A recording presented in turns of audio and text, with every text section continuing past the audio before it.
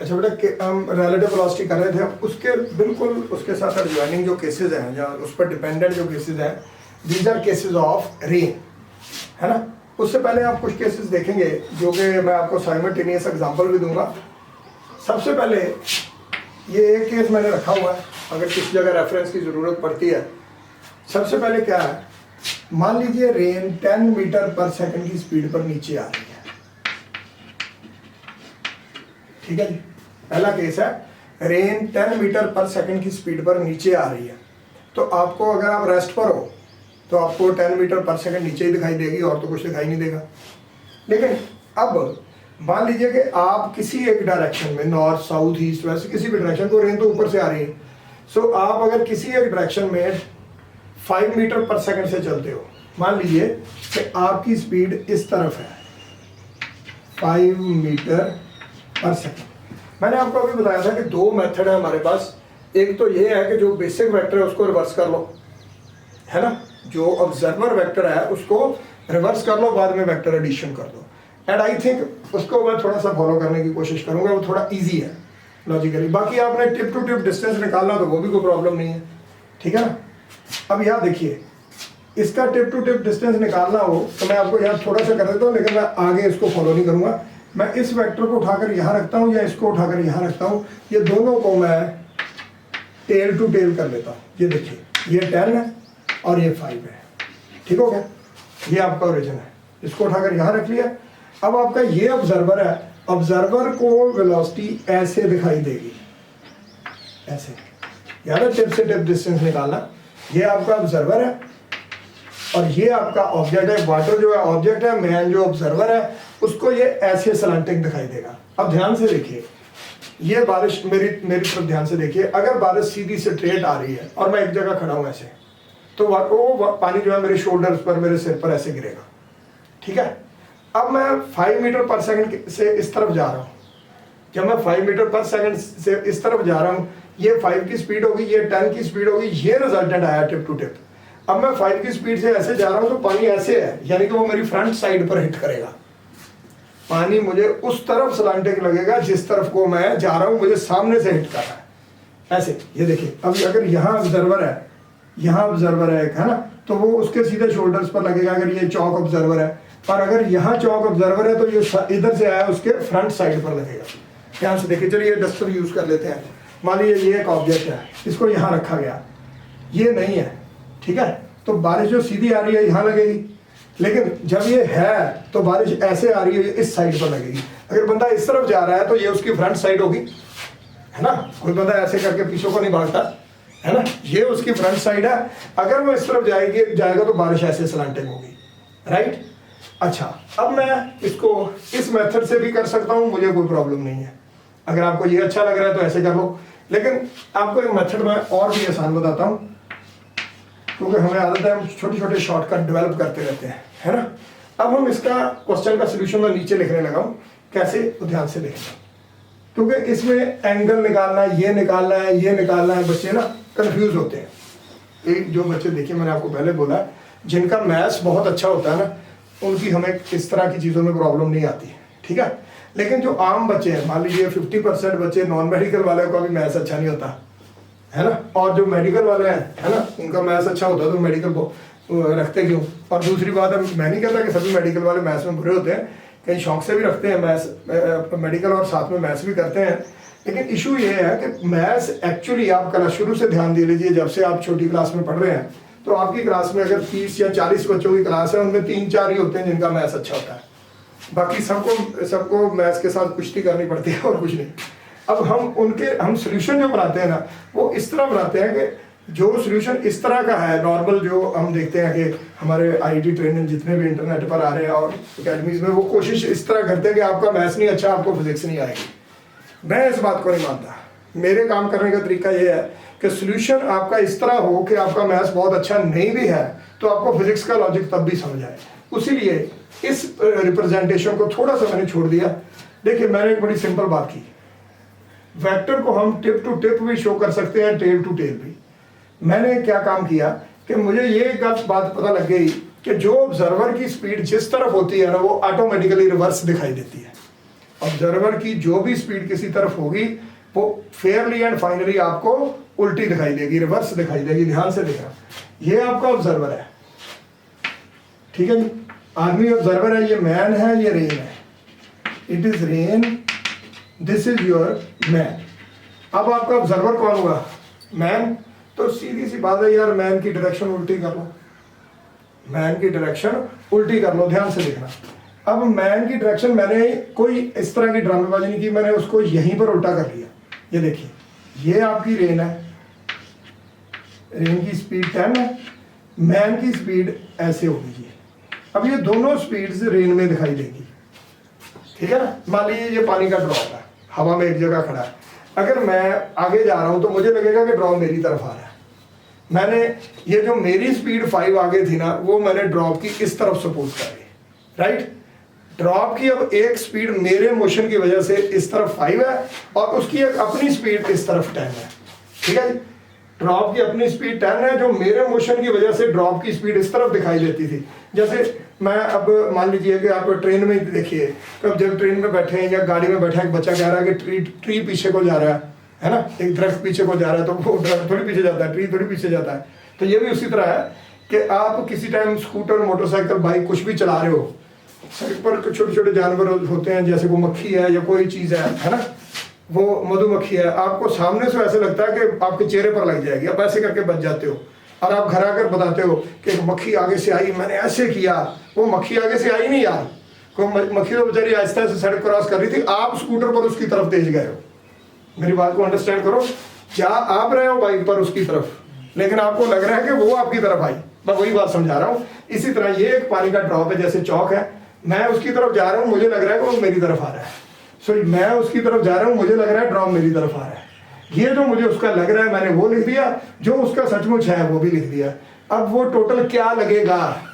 वो ये लगेगा, resultant always lies close to larger vector, ठीक है। ये आपका आ गया 5 square plus 10 square under root, ये आपका रिजल्टेंट आ गया। और ये आपका एंगल थीटा या अल्फा, जो भी आपने इसको लिखना है, ये tan alpha perpendicular over base 5/10 यानी कि 1/2 अल्फा tan इनवर्स ऑफ 1/2।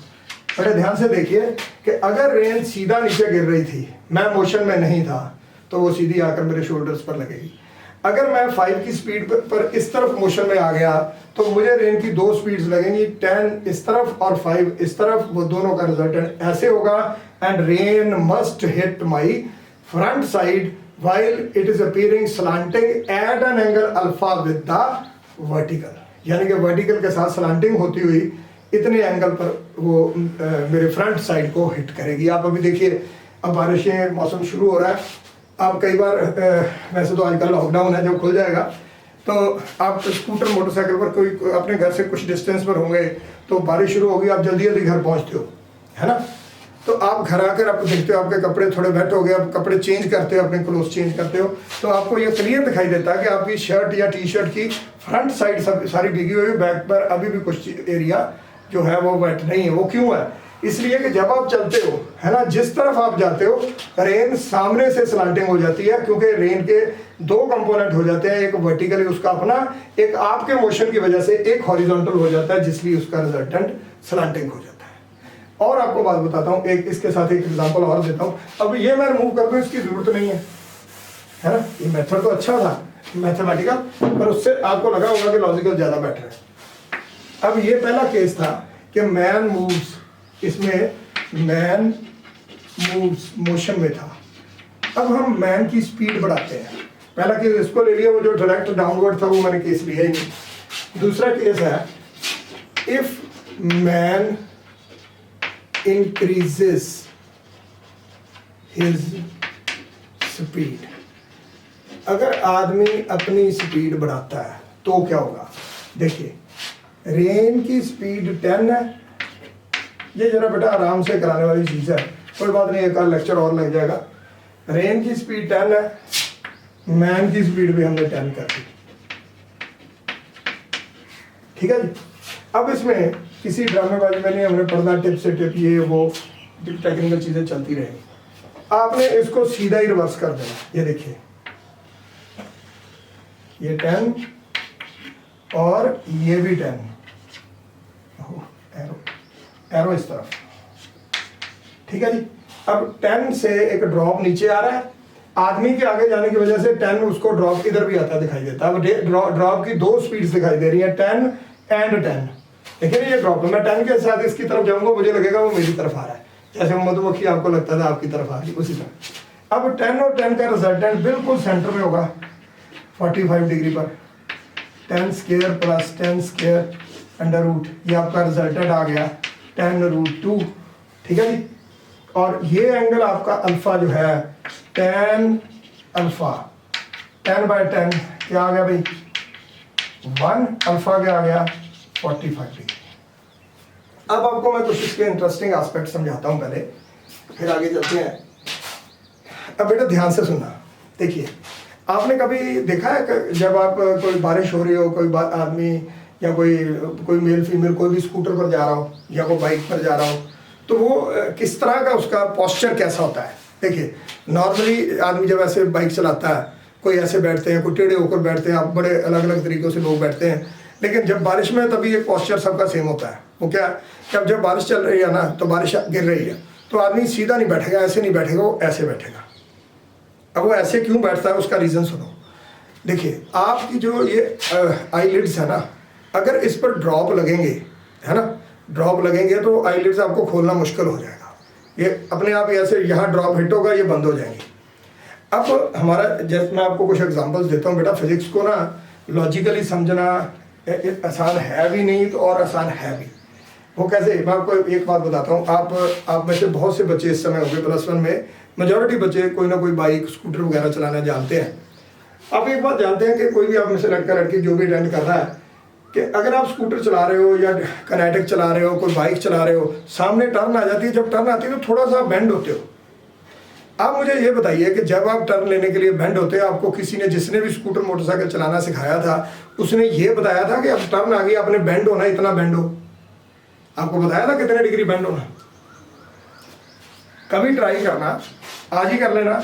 आप जा रहे हो, सामने टर्न आ जाती है, आप सोचना शुरू कर देना कि अब मैंने बेंड होना है, अब सोचना कि मैंने इतना बेंड होना। मैं गारंटी देता हूं कि आप बेंड होने की कोशिश सोच समझ के करोगे तो जरूर गिरोगे। ये आपके बॉडी के अंदर एक ऑटो बैलेंस सिस्टम होता है, क्लॉक होता है, वो अपने आप बॉडी को बैलेंस करता है। ये आप सब कॉन्शियस में अपने आप को बैलेंस करते हो, इसी के लिए तो कहते हैं कि सब कॉन्शियस में दिमाग आदमी का बहुत ज़्यादा काम करता है।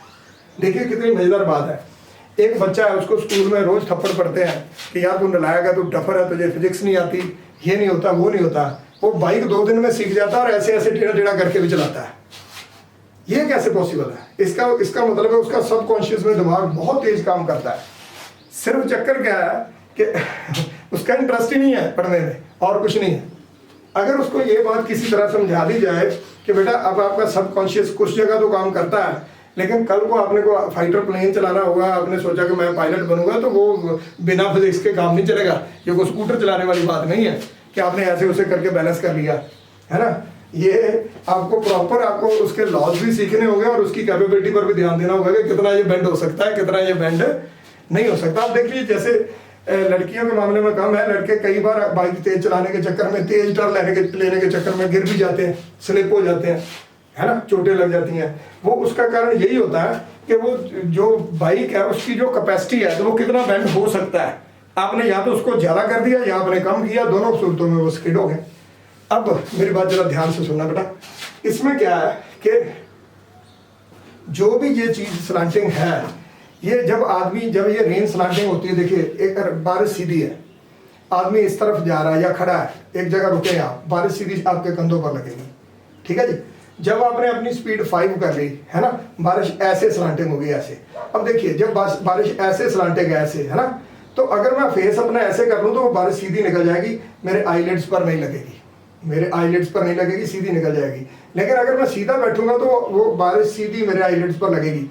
इसलिए अपने आप आपकी बॉडी ना, तो अपने आप को, जैसे आप जब टर्न लेते हैं उस समय आपकी बॉडी बैलेंस करती है, इसी तरह वो बॉडी अपने आप ही, आपका सबकॉन्शियस माइंड जो है ना, जब बारिश हो रही है आप ऐसे करते हो तो आंखों में ड्रॉप लगते हो, अपने आप ही उसका आपका चेहरा ऐसे बेंड कर देती है। किसी भी आदमी को सिटी में गवर्नमेंट या जो आपका सिटी कलेक्टर है वो बुलाकर ट्रेनिंग नहीं देता कि आपको आओ बारिश में स्कूटर चलाना सिखाएं कि सिर कितना बेंड करना मेरी बात समझने की कोशिश कीजिए, ये अपने आप ही आपका सिर ऐसे बेंड हो जाता है। वो बेंड, अब देखिए, अब आपकी स्पीड जो है ना, मान लीजिए थोड़ी सी स्पीड है 20, 25, 30, तो आप इतना बेंड हो गए। अब आपने अपनी स्पीड बढ़ा ली, जैसे ये बढ़ा ली, तो ये बारिश इतनी स्लांटिंग होगी। अब आप इतना स्लांटिंग ऐसे करके थोड़ी बाइक चलाएंगे। यही एक रीज़न है कि बारिश में आप अपना स्कूटर, अगर बारिश थोड़ी सी भी तेज है तो आपका 30-40 की स्पीड से ऊपर चलना मुश्किल होता है, क्योंकि आपको दिखाई देना ही बंद हो जाता है। क्योंकि बारिश जैसे जैसे स्लांटिंग होती है, बारिश जैसे जैसे स्लांटिंग होती है, वैसे वैसे आपको और टेढ़ा होना पड़ता है। लेकिन एक लिमिट है कि आप फेस टेढ़ा करके आंखें सीधी रख सकते हो, वो एक लिमिट तक ही रख सकते हो। ठीक है जी। सो इसको यही रिपीट करता हुआ मैं ख़त्म करता हूँ कि बारिश अगर स्ट्रेट है तो आप स्ट्रेट बैठ सकते हो, लेकिन अगर आप एक जगह खड़े हो, लेकिन अगर आप चल रहे हो तो बारिश ऐसे टेढ़ी होगी। जब बारिश टेढ़ी होगी तो आपको उसके बराबर एंगल पर ये अपने फेस को टेढ़ा करना पड़ेगा, है ना, ताकि वो बारिश आपकी आंखों में ना लगे। इसलिए वो बाइक पर ऐसे बैठकर चलाते हैं। ठीक है जी। और दूसरी बात, इसमें इस तरह के क्वेश्चन भी आते हैं कि जी एक बंदे के पास अम्ब्रेला है, वो कुछ स्पीड से आगे जा रहा है, अम्ब्रेला को कितने एंगल पर टेढ़ा करेगा उस पर बारिश ना गिरे। तो यही एंगल होगा बेटा। अगर बारिश स्ट्रेट है तो अम्ब्रेला स्ट्रेट होगी, अगर बारिश ही अल्फा एंगल पर टेढ़ी होगी तो फिर आपकी अम्ब्रेला भी ऐसे टेढ़ी हो जाएगी। So this is the concept. अब मैं नेक्स्ट लेक्चर में इसके और केसेस करूंगा। फिलहाल इसको यहाँ खत्म करते हैं ताकि आप अच्छी तरह देख लो, आपका इंटरेस्ट बन जाए। फिर नेक्स्ट इसके काफ़ी इंटरेस्टिंग केसेस होंगे। Thank you very much.